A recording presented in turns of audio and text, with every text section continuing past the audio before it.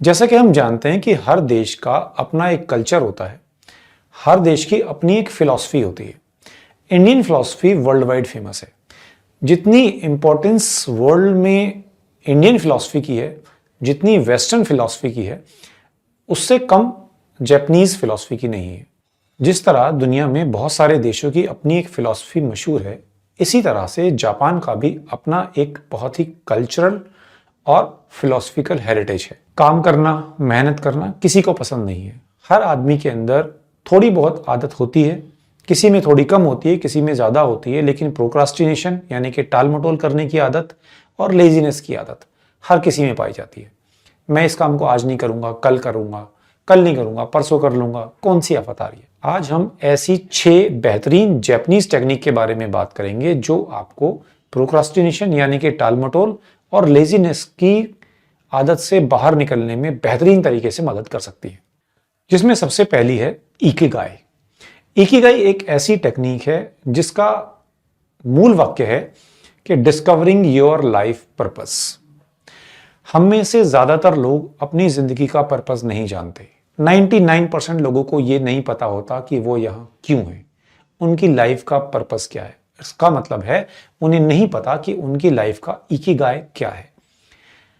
Ikigai technique हमें यह बताती है कि मेरे होने का क्या कारण है। इस टेक्निक में यह जाना जाता है कि मैं वास्तविकता में किस चीज में सही हूं, in what I am truly motivated. Ikigai जो टेक्निक है वो ये हमें बताती है कि what truly motivates you, what you love and what you are good eight.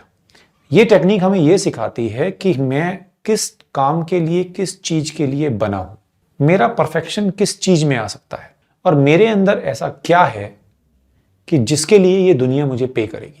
हकीकत में इकिगाई का मतलब है अपने आप को जानना। दूसरी टेक्निक है काइजन। काइजन का मतलब होता है आर्ट ऑफ कॉन्टिन्यूअस इंप्रूवमेंट। ये टेक्निक हमें इस बात पर जोर देती है कि हमें रातों रात किसी बहुत बड़े चेंज, किसी बहुत बड़े परिवर्तन की कोशिश नहीं करनी चाहिए।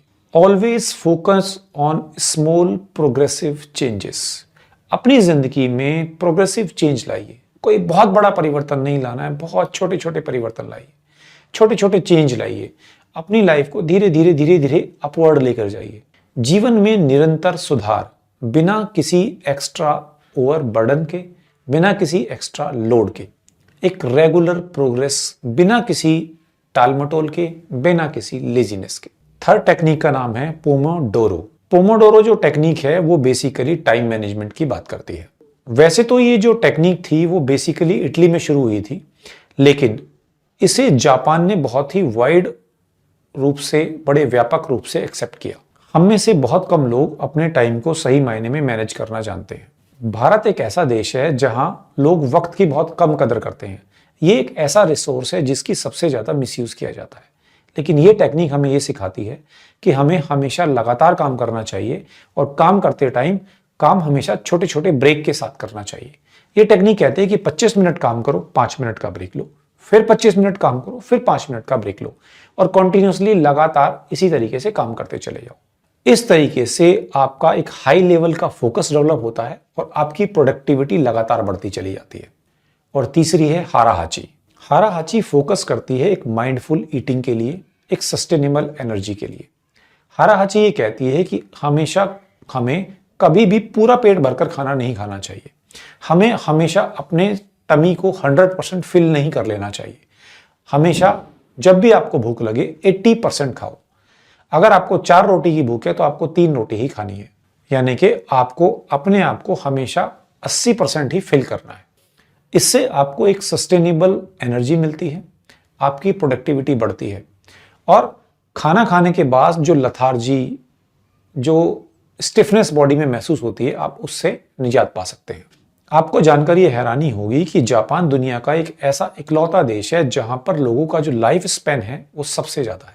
वहां के लोगों की उम्र सबसे ज्यादा होती है, वो सबसे लंबी जिंदगी जीते हैं और उसका जो कारण है वो इसी आदत को बताया जाता है कि वहां के लोग इस टेक्निक हाराहाची का उपयोग करते हैं और हमेशा 80% के करीब भोजन करते हैं।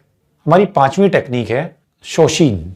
शोशिन हमेशा एक बिगिनर माइंड की तरफ फोकस करती है। शोशिनी कहती है कि आपको हमेशा अपने आप को एक बिगिनर समझना है। आप किसी भी काम को चाहे कितने भी दिनों से कर रहे हो और चाहे आप किसी भी काम में कितने भी एक्सपर्ट क्यों ना हो, आपको हमेशा अपने आप को एक बिगिनर की तरह ही ट्रीट करना है। जब आप अपने आप को एक बिगिनर की तरह से ट्रीट करते हैं तो आपकी उस काम के प्रति कंसंट्रेशन बढ़ जाती है, आपका फोकस बढ़ जाता है, आप काम को ज्यादा ध्यान से करते हैं, ज्यादा मेहनत और लगन के साथ करते हैं। लेकिन अगर आपके मन में ये अहंकार उपज जाए, आपके मन में ऐसी धारणा बैठ जाए कि मैं तो इस काम का एक्सपर्ट हूं, मुझे सब कुछ आता है, मुझे कुछ भी सीखने की जरूरत नहीं है, तो ऐसे में आपकी प्रोडक्टिविटी कम हो जाती है और काम के गलत होने के चांसेस बढ़ जाते हैं। हमारी जो 6th और लास्ट टेक्निक है उसका नाम है वाबी साबी। ये जो टेक्निक है ये आपको अपने इम्परफेक्शन को सेलिब्रेट करना सिखाती है। ये टेक्निक कहती है कि हमेशा अपने इम्परफेक्शन को एक्सेप्ट करो। मान लो, स्वीकार कर लो कि आप इम्परफेक्ट हो। कभी भी अपने आप को किसी भी चीज का एक्सपर्ट मत मानो, कभी ये मत कहो कि मैं इस चीज में परफेक्ट हूं, क्योंकि परफेक्शन जैसी कभी कोई चीज नहीं होती है। अगर आप अपने आप को इम्परफेक्ट मानते हैं तो हर काम के लिए आपके अंदर एक हेल्दी वर्क ओरिएंटेड मानसिकता डेवलप होती है। जब आप ये मानते हैं कि मैं इम्परफेक्ट हूं, जब आप ये एक्सेप्ट कर लेते हैं कि मैं इम्परफेक्ट हूं, तो आप में इंप्रूवमेंट के चांसेस बनते हैं, आप इंप्रूवमेंट कर सकते हैं।